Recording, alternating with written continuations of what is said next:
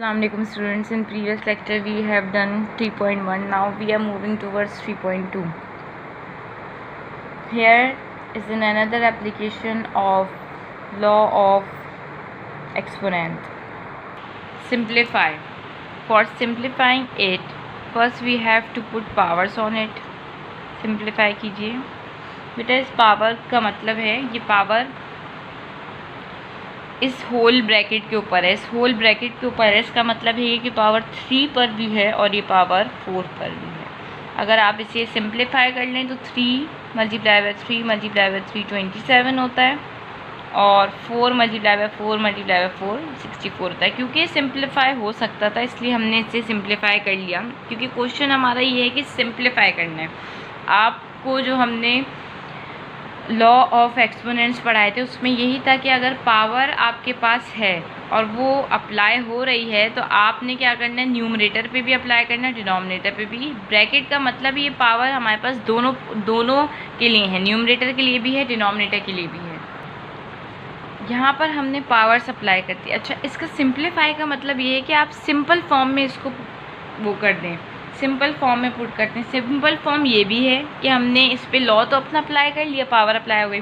अब ये पावर मज़ीद ओपन हो सकती थी तो हमने इसको ओपन कर दिया, ये फैल नहीं रहा था। सिंप्लीफाई का मतलब है काम को सिंपल करना।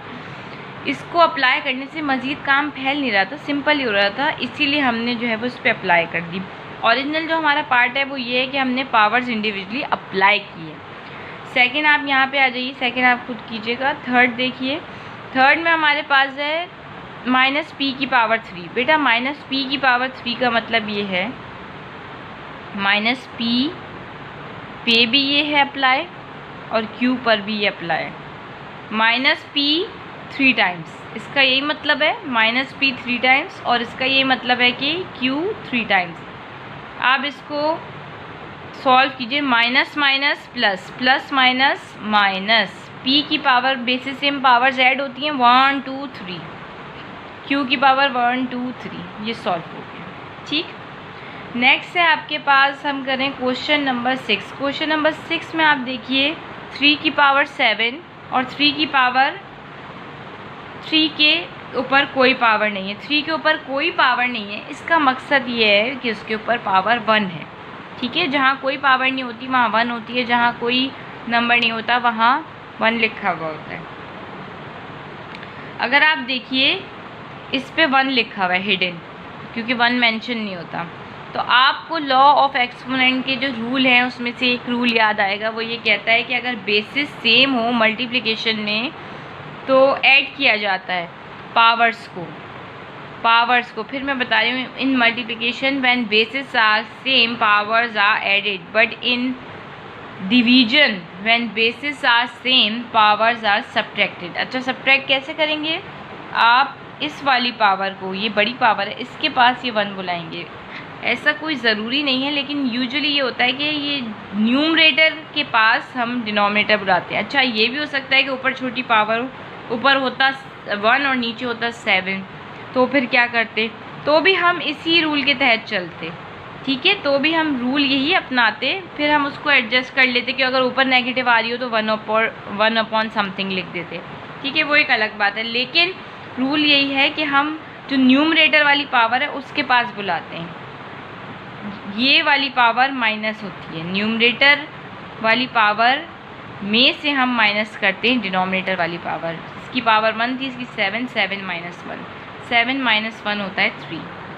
मैंने आपको उसमें भी कहा था कि कोई इम्पॉर्टेंट नहीं है कि आप इसको ओपन करें, आपने पावर अप्लाई कर दी, यहीं पर बात ख़त्म हो जाती है। यहाँ पर हमने इसको यहीं पे छोड़ दिया। इसकी रीज़न ये थी कि अगर मैं 3 की पावर 6 को अप्लाई करना शुरू करती हूँ तो 3 की पावर जो 6 है वो एक बड़ा नंबर है, इसलिए हमने यहीं पर छोड़ दिया। वैसे आप चाहें तो आगे इसको सिंप्लीफाई कर सकते हैं, क्योंकि एक ही नंबर है ये। असल जो मेरा मकसद था वो पावर्स अप्लाई करना। अगर बेसिस सेम है तो पावर्स ऐड होंगी मल्टीप्लाई में, बेसिस सेम है पावर्स सब्ट्रैक्ट होंगी डिवीजन में। ये मेरे रूल्स थे और ये लॉ ऑफ एक्सपोनेंट, इसमें रूल अप्लाई करना असल जो मेरा मकसद है, वो रूल अप्लाई करके सिंप्लीफाई करना, ये मेरा जो है वो इसमें मकसद है। अब आप आ जाइए क्वेश्चन नंबर 8 के ऊपर। क्वेश्चन नंबर 8 में है a की पावर 9, b की पावर 7, a की power 3, b as it is. अच्छा, अब आप देखिए, इसमें ये है बेसिस सेम पावर्स ऐड होंगी कि सब्ट्रैक्ट होंगी, क्योंकि डिवीजन में a ऊपर भी है नीचे भी। 9 माइनस 3 होगा, 3 माइनस 9 नहीं होगा, 7 माइनस 1 होगा, a की पावर 6, b की पावर 6। आंसर आ गया। इस क्वेश्चन को देखिए, ये क्वेश्चन हमारे पास इस तरह का आ भी जाता है, इसलिए देख लीजिए किस तरह से करना है।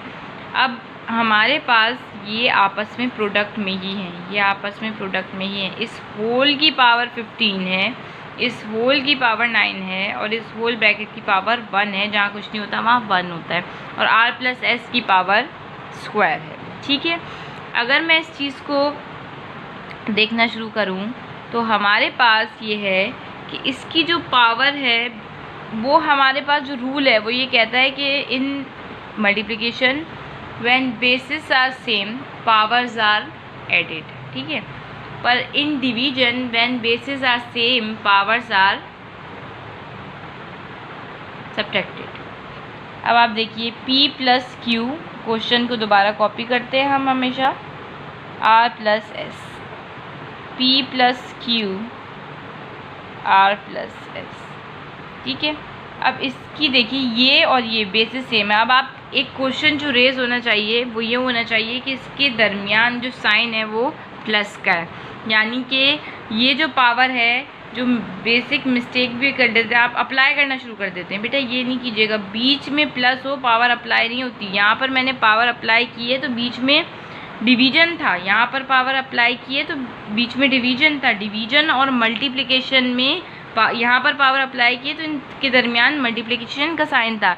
डिवीजन और मल्टीप्लिकेशन में तो हो जाती है पावर अप्लाई, लेकिन अगर किसी भी दो एलिमेंट के दरमियान साइन एडिशन का हो तो उस पर डायरेक्ट पावर अप्लाई नहीं हो सकती, इसलिए इस तरह से गलती मत कीजिएगा। अच्छा, ये थी 15 के पास हम बुला रहे हैं इसको 1 को, क्योंकि 1 छोटा है। नहीं, 1 छोटे बड़े की बात नहीं है, हमारा जो रूल है वो ये है कि न्यूमरेटर के पास हम डिनोमिनेटर को बुलाते हैं, न्यूमरेटर माइनस डिनोमिनेटर। ठीक है, उसके बाद हमारे पास है r प्लस एस, 9 माइनस 2, ये बन गया p प्लस क्यू की पावर 14 और r प्लस एस की पावर 7।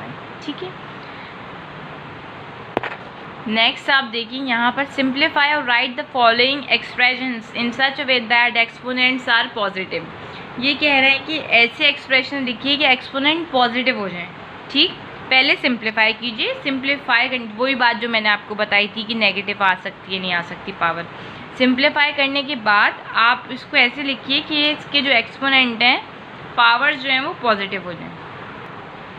अब आप इधर देखिए, हमारे पास जो रूल था पावर बेसिस सेम पावर्स जो होती हैं वो ऐड होती हैं मल्टीप्लिकेशन में और सब्ट्रैक्ट होती हैं डिवीजन में। डिवीजन में ये, अब देखिए वही मेरा रूल है कि 4 के पास मैंने 7 को बुलाया, क्योंकि न्यूमरेटर के पास मैं डिनोमिनेटर को बुलाती हूँ। अब आप देखिए 4 माइनस 7, 4 छोटा है और 7 बड़ा है, तो पावर आएगी -3। अब इस -3 को आपने क्वेश्चन पढ़ा, मैंने बुक से आपको क्वेश्चन पढ़वाया था, सिंप्लीफाई और write the following in such a way that exponents are positive. Exponents को पॉजिटिव बनाइए, तो पॉजिटिव बनाने के लिए मैं इसको डिनोमिनेटर में भेज दूँगी। अगर मैं इसकी जगह चेंज कर दूं तो ये पॉजिटिव बन जाएगा ना। इसकी सिंपल मिसाल ये है कि ये नीचे था, डिनोमिनेटर में था, जब ये ऊपर मूव किया तो ये नेगेटिव हो गया। इसी तरह ये न्यूमरेटर में है, जब ये नीचे मूव किया तो ये पॉजिटिव हो गया। तो ये इस तरह से हमारे पास जो पावर है वो पॉजिटिव हो गई। अब आप यहाँ पर देख लें, यहाँ पर जो पावर्स हैं, अच्छा अब यहाँ पर दो साइंस एक साथ हैं, ये आपस में मल्टीप्लाई हो रहे हैं और फिर ये इससे डिवाइड हो रहे हैं। तो यहाँ पर हमारे पास दो प्रॉपर्टी यूज़ होंगी। एक प्रॉपर्टी वो जिसमें प्रॉपर्टीज़ यूज़ होंगी, एक प्रॉपर्टी वो जिसमें हम वो यूज़ करेंगे when basis are same in multiplication powers are added. इन दोनों के दरमियान जो साइन है वो मल्टीप्लिकेशन का, इसलिए ये पावर्स ऐड होंगी। ठीक, 5 + 2 7।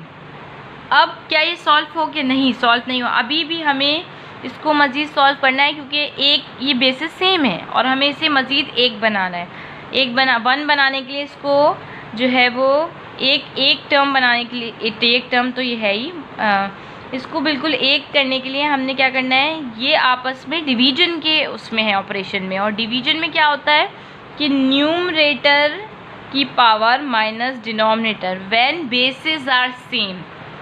7 - 8, 7 छोटा है, 8 बड़ा है, -1 आ गया। आपको अगर क्वेश्चन याद हो तो क्वेश्चन ये कहता है कि आप पहले सिंप्लीफाई करें और फिर इसको पावर को पॉजिटिव एक्सपोनेंट में लिखिए। एक्सपोनेंट का मतलब होता है पावर और पॉजिटिव एक्सपोनेंट का मतलब होता है पॉजिटिव पावर। अभी हमने इसको न्यूमरेटर में बुलाया था 8 को, तो ये यहाँ पॉजिटिव था, यहाँ आकर नेगेटिव हो गया था ना। इसी तरह ये अगर न्यूमरेटर में नेगेटिव है तो अगर मैं इसे डिनोमिनेटर में लिख दूँ तो ये पॉजिटिव हो जाएगा। वैसे तो 1 मेंशन नहीं करते, लेकिन मैंने आपको समझाने के लिए 1 मेंशन किया है, ठीक है। उसके बाद हमारे पास आता है 13, 14 खुद कीजिएगा। क्वेश्चन नंबर 15 को हम करते हैं। क्वेश्चन नंबर 15 में हमारे पास जो ये क्वेश्चन है, इसमें हमारे पास सेम बेसिस है ही नहीं। जब सेम बेसिस ही नहीं है तो हम सिर्फ एक काम कर सकते हैं कि हम सिर्फ इसे सॉल्व कर सकते हैं। कैसे? माइनस माइनस कैंसिल हो गया आपस में, ठीक है। और 4 1 ज़ा 4, 4 2 ज़ा 8, तो ये मेरे पास आया 2p raise to the power -6 q raise to the power 2। अब हम इसे यहाँ पे छोड़ दें? नहीं, हमारा जो क्वेश्चन था वो ये हमें कह रहा था कि अगर पावर नेगेटिव है तो उसे पॉजिटिव कीजिए। तो पावर को पॉजिटिव बनाने के लिए, q की पावर 2 तो है ही नीचे, इसको हम ऊपर नहीं भेज रहे, क्योंकि हम इसे ऊपर भेजेंगे तो इसकी पावर नेगेटिव हो जाएगी और हमें इसकी पावर नेगेटिव चाहिए ही नहीं, हमें ये पॉजिटिव चाहिए। इसलिए हम इसको भी नीचे ले आए और ये बन गया हमारे पास 2/p raise to the power 6 q raise to the power 6। Exercise 3.2 ended here. In next video inshallah we will do exercise 3.3. Allah Hafiz.